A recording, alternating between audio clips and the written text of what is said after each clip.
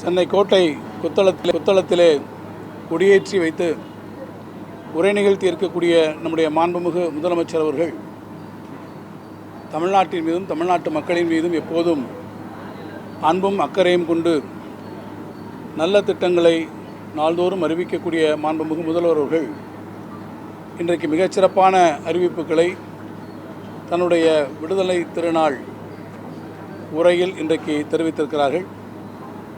அந்த உரையில் அவர் அறிவித்திருக்கக்கூடிய மிக முக்கியமான அறிவிப்புகளில் ஒன்று, முதல்வர் மருந்தகம் என்கின்ற பெயரில் தமிழ்நாட்டில் மருந்து ஆளுநர்கள் பயன்பெறத்தக்க அளவில், கூட்டுறவு அமைப்புகள் பயன்பெறத்தக்க அளவில் 1000 மருந்தகங்கள் தமிழ்நாட்டிலே முதற்கட்டமாக திறக்கப்படும்.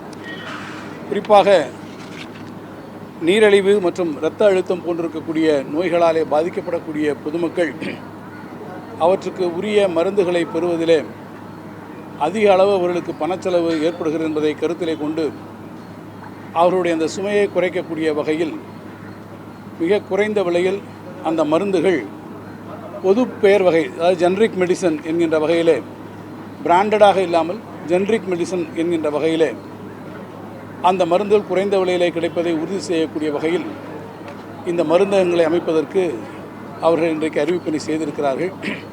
இது பொதுமக்களுக்கு பயன்படக்கூடிய அதே வேளையில் பலருக்கும் வேலை வாய்ப்பினை உருவாக்கக்கூடிய ஒரு மிகச்சிறந்த அறிவிப்பாக இந்த அறிவிப்பு அமைந்திருக்கிறது.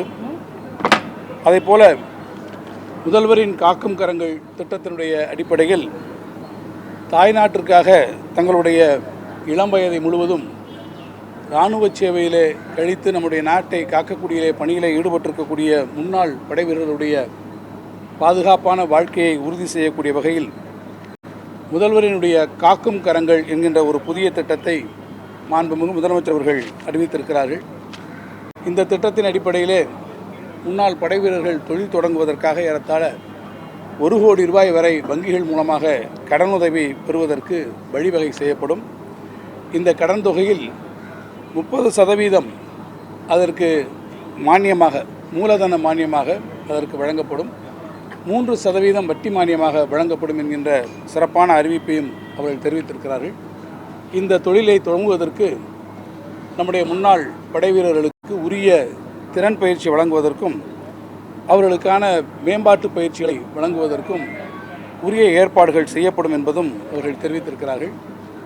அடுத்த 2 ஆண்டுகளில் 400 முன்னாள் இராணுவத்தினர் படை வீரர்கள் பயன்பெறத்தக்க அளவில் 400 கோடி ரூபாய் மதிப்பில் ஏறத்தாழ 120 கோடி ரூபாய் மூலதன மானியம், அதேபோல் 3 விழுக்காடு வட்டி மானியமும் சேர்த்து இதற்கு வழங்கப்படும் என்பதையும் மாண்புமிகு முதலமைச்சர் அவர்கள் தெரிவித்திருக்கிறார்கள்.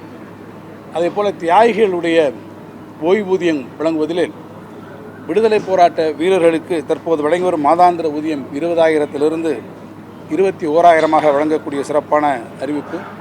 விடுதலை போராட்ட தியாகிகளுடைய குடும்பங்களுக்காக வழங்கக்கூடிய அந்த மாதாந்திர உதவித்தொகை 11,000 11,500.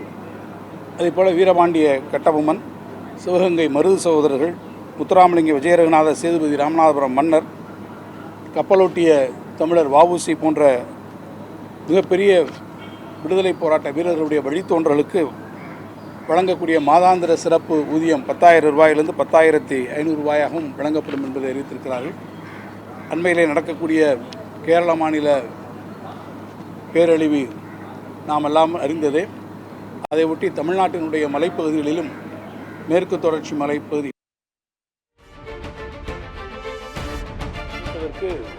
அவர்கள் இன்றைக்கு அறிவிப்பினை செய்திருக்கிறார்கள்.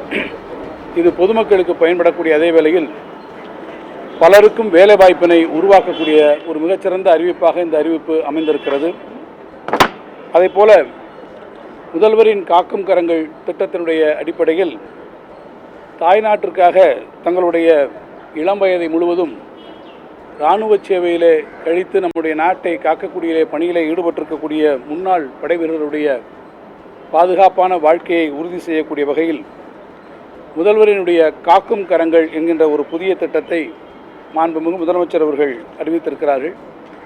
இந்த திட்டத்தின் அடிப்படையிலே முன்னாள் படை வீரர்கள் தொழில் தொடங்குவதற்காக ஏறத்தாழ 1 கோடி ரூபாய் வரை வங்கிகள் மூலமாக கடனுதவி பெறுவதற்கு வழிவகை செய்யப்படும்.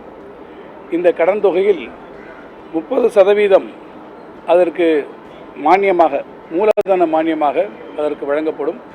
3% வட்டி மானியமாக வழங்கப்படும் என்கின்ற சிறப்பான அறிவிப்பையும் அவர்கள் தெரிவித்திருக்கிறார்கள்.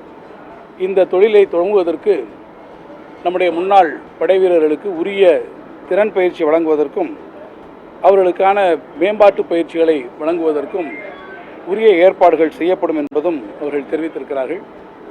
அடுத்த 2 ஆண்டுகளில் 400 முன்னாள் இராணுவத்தினர் படை வீரர்கள் பயன்பெறத்தக்க அளவில் 400 கோடி ரூபாய் மதிப்பில் ஏறத்தாழ 120 கோடி ரூபாய் மூலதன மானியம், அதேபோல் 3 விழுக்காடு வட்டி மானியமும் சேர்த்து இதற்கு வழங்கப்படும் என்பதையும் மாண்புமிகு முதலமைச்சர் அவர்கள் தெரிவித்திருக்கிறார்கள்.